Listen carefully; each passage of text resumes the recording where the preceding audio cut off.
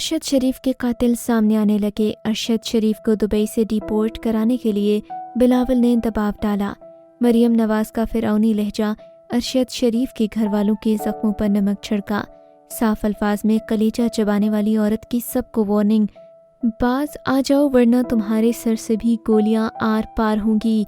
अरशद शरीफ की बेवा पर दरवाजे बंद, शौहर की मैयत देखने के लिए जवेरिया सिद्दीकी इंतज़ार करती रहीं।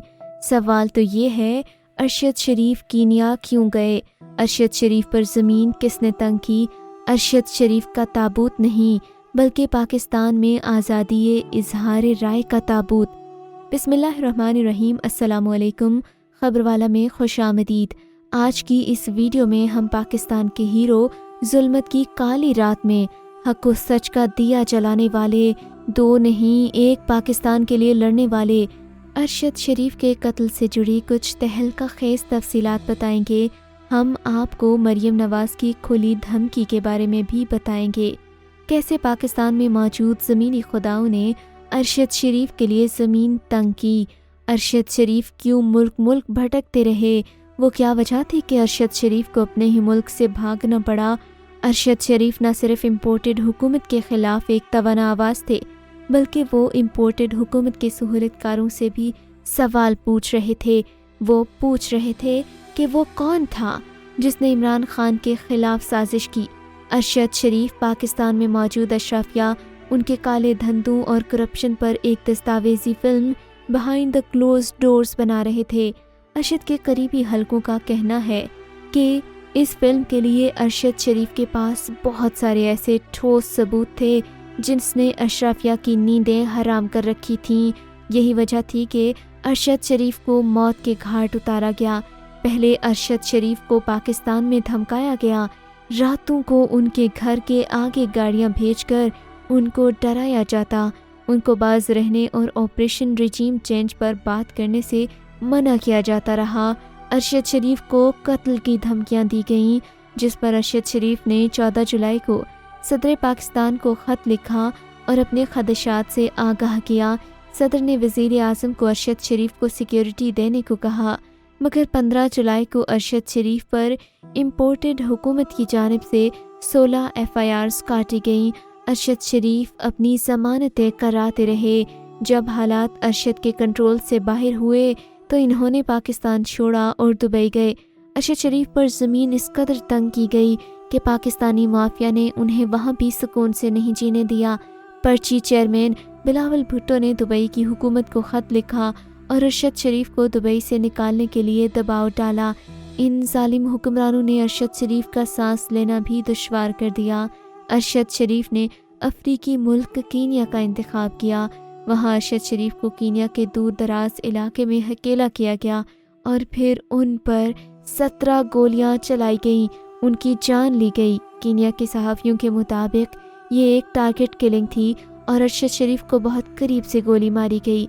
जहाँ पूरा पाकिस्तान अरशद शरीफ की मौत पर दुखी है, वहीं इक़्तिदार के नशे में चूर एक औरत ने अपना घटियापन दिखाया और अरशद शरीफ को मौत के बाद भी नहीं बख्शा।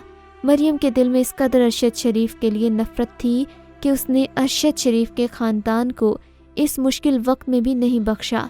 मरियम ने एक रीट्वीट की जिसमें लिखा था, ये फितना इमरान और उसके यूथियों के लिए खबर है। ये आदमी लोगों की बीमारियों का मजाक उड़ाता था। मरियम ने कहा, ये सब के लिए सबक है। दूसरी तरफ अरशद शरीफ ने अपनी ज़िंदगी में मरियम नवाज, कुलसूम नवाज, एहसन इकबाल, सेनेटर मुशाहिद हुसैन समेत नून लीग के किसी भी रहनुमा की बीमारी का मजाक नहीं बनाया। अरशद शरीफ उनकी सेहत और नेक ख्वाहिशात का इजहार करते रहे। पाकिस्तानियों, फैसला आपने करना है। जिस इंसान के अंदर इतना ज़र्फ नहीं कि वो इख्तिलाफ राय को बर्दाश्त कर सके, क्या वो आपको और मुझे लीड करने का हक रखता है?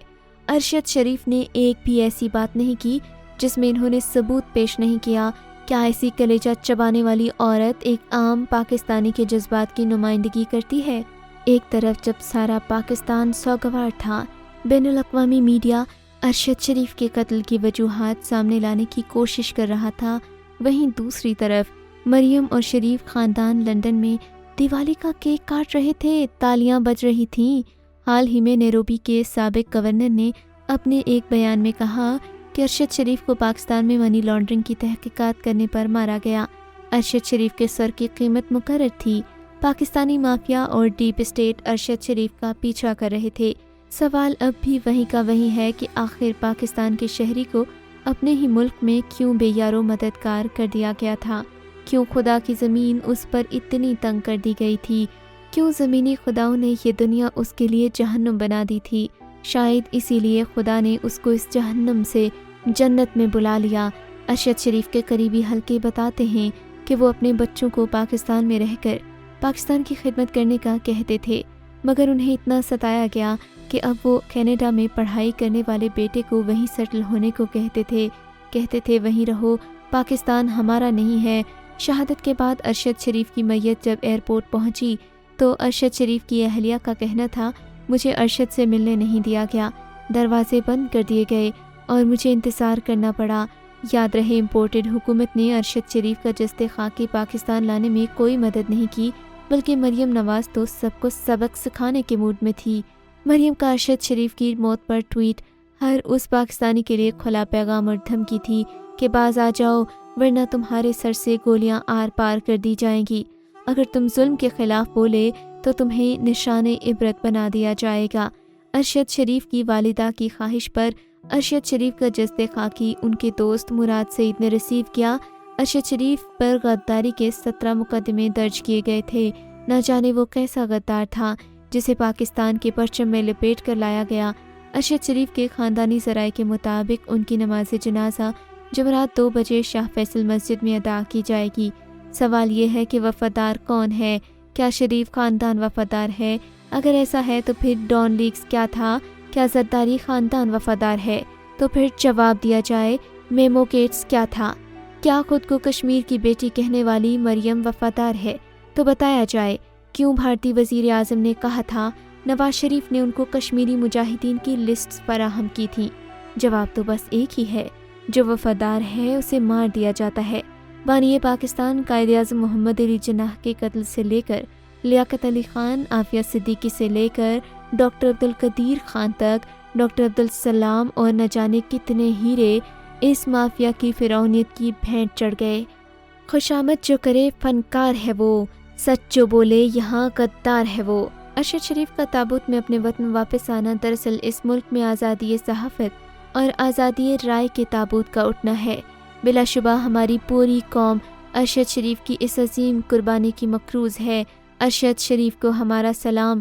میرے ہاتھوں ہی ہوگا میرا قتل، میرے ہاتھوں ہی ہوگا میرا قتل، میری باتوں میں سچائی بہت ہے۔